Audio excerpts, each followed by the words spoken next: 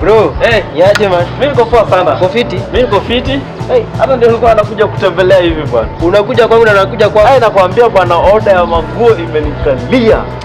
Nakwambia imeniuma kama wewe. Imenilawa kama wewe. Pesa unajua nilikuwa nishakula pesa. Sasa hata nilikuwa nakuletea nguo zingine. Si unajua hata mimi. At least ujaribu kunisaidia man. Hii ni festive season. Si unaelewa man. Sasa si unajua kama mimi ndio hizi manguo niko nazo hapa. Situation. Yenye huko ndo niko. Mimi nimewekewa deposit, nimekula. Basi unajua ile uko unakwanga huko. Guys, sasa tafanya aje? Unajua sasa watu wataona mafundi wangu wanakuanga wakora. Si wewe si kweli. Wanakuanga wakora nyinyi wafundi.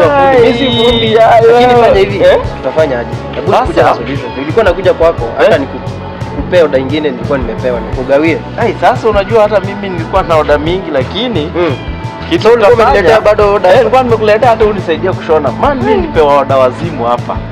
Nataka unisaidie. Hii Christmas itatua sasa tunashakula pesa. Sasa kitu tutafanya hatuna otherwise. Sasa fanya hivi. Christmas ishafika. Fanya hivi. Twende tufanye tu hiyo kazi. Juu hakuna otherwise. Sasa wenye watakujia wenye tutashindikana kama atakuwa tunashona hapo penye tumefikia unampea akienda unampea akienda unampea akienda. Kazi ile tu kuna kwangu. Lakini kuna unaona venye tumevuna smart. Twende kwa tumalizane. Tumalize hiyo story. Twende tukao tumalizane hiyo story.